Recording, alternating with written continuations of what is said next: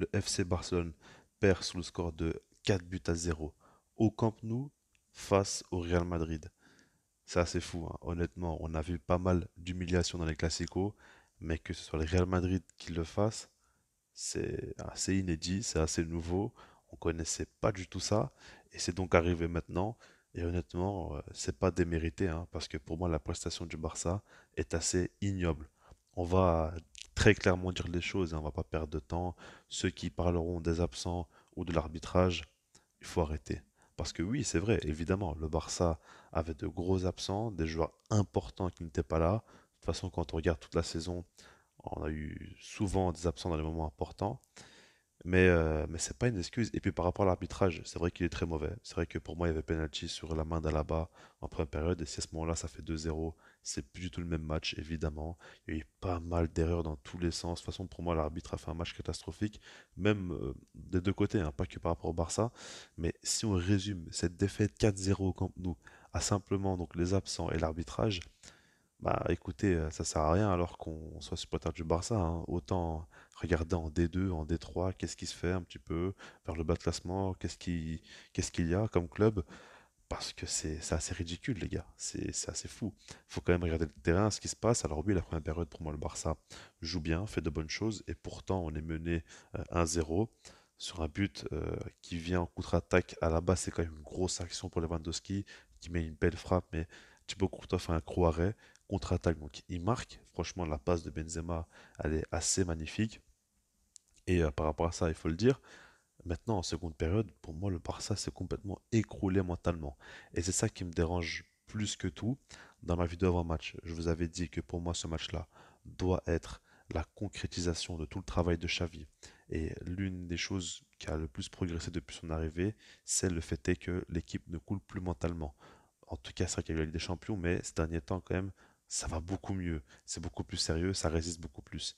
Et là, bah, au final, tout le travail qu'il a mis en place a été donc jeté à la poubelle, en tout cas sur l'aspect mental des joueurs, parce que c'est assez catastrophique.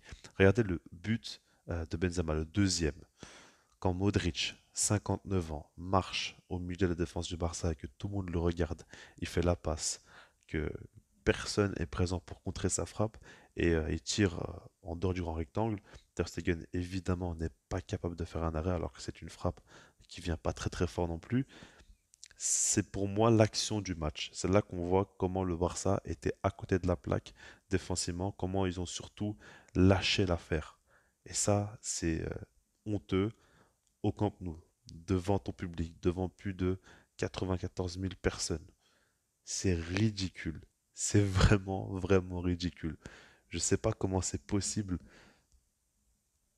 de montrer aussi peu d'envie, tout simplement, c'est fou. Moi, je suis sous le choc, tout simplement. Et par rapport à ça, il faut le dire, le Real Madrid a bien joué le coup. Après, pour moi, en première période, ils sont à côté de la plaque, hein. On voit qu'ils n'arrivent pas à avoir la possession, ils sont submergés, ils supportent pas non plus l'intensité, ils veulent jouer en contre, mais au final, il n'y a pas vraiment beaucoup de coups à jouer. C'est compliqué pour eux de se montrer. Le Barça est nettement meilleur dans les duels, avec ballon, sans ballon, c'est beaucoup plus sérieux. On voit pas mal de situations dangereuses, mais au final, ben c'est là qu'on voit aussi la différence quand une équipe a un gardien qui est décisif face au gros et un gardien qui s'effondre complètement quand il y a un match à enjeu. Et voilà, Thibaut Courtois, il fait ses arrêts, il fait son match. Ter Stegen se transforme rapidement en serpillière, un petit peu comme Jules Koundé aussi, hein. Je l'aime beaucoup, il n'y a pas de souci.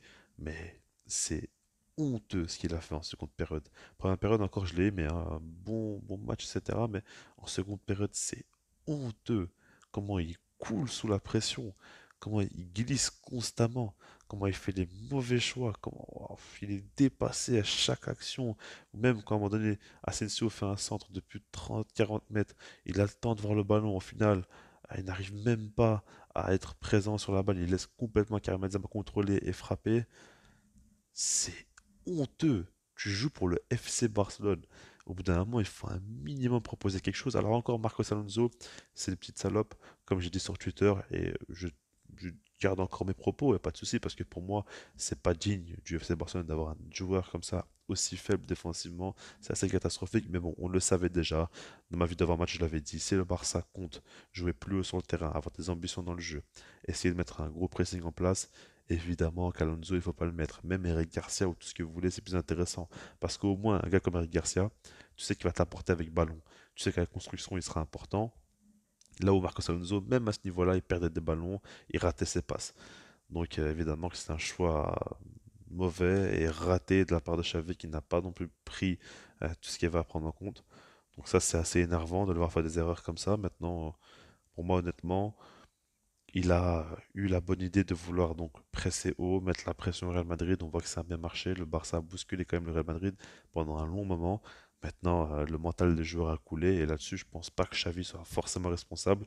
Il y a quelques erreurs, mais pour moi, c'est rien de flagrant de sa part. Maintenant, au niveau de l'effectif, au niveau de la défense, qui était une si grande force et qui coule aujourd'hui, qui prend 4 buts en un match. Ter Stegen, voilà, beaucoup de gens, même moi, hein, beaucoup soutenu. Là, ce qu'il fait, c'est tout simplement inacceptable, hein. C'est pas digne du FC Barcelone encore une fois. Maintenant, il y a pas mal de joueurs qui n'ont pas le niveau, hein. Sergio Roberto, on le sait aussi. D'habitude, il arrive à se transcender dans le Classico. Là, c'est même pas le cas. Mais ce qui me choque, c'est qu'on est dans un Classico et que le Barça a réussi à baisser les bras au bout d'un moment quand il y a eu 2-0. Enfin, c'est fou, quoi. Ouais, en plus de ça, il y a un but aussi pour le Barça au match aller. Il suffisait juste de marquer un but. Et ils ont complètement baissé les bras. Ils ont arrêté d'y croire. Et ils ont laissé le Real Madrid jouer.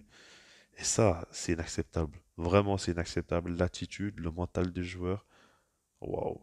Et au final, bah, cette saison, elle est catastrophique. Je suis pas du tout, on va dire, dans un état d'esprit dramatique ou quoi. Je suis assez froid par rapport à ce qui se passe. Et évidemment qu'en Ligue des Champions, en Europa League, grosse désillusion des deux côtés. En Coupe du Roi, au final, bah, tu te fais humilier par le Real Madrid et tu te fais éliminer en demi-finale. Donc c'est aussi une désillusion. Il y en a eu trois durant la saison. Alors oui, la Super Coupe d'Espagne, c'est très bien. La Liga, c'est très très bien. Vraiment, la Liga, c'est une bonne chose. Avec 12 points d'avance, avec la manière, c'est bien. Mais quand même, ça reste un énorme échec cette saison. Et le triplé national devait être fait pour un minimum essayer de sauver les choses. Ça n'a pas été le cas. Écoutez, on va faire avec, on va voir comment vont se passer les prochains jours avec l'affaire Negrega, avec maintenant ce Classico. Croyez-moi, on n'est pas du tout proche de la fin, c'est que le début d'un désastre. Mais bon, en Liga, il y a encore moyen d'un petit peu de se rattraper et de faire de bonnes choses. Bon, on verra, en tout cas, je vous laisse là-dessus, parce que moi je vous dis peace.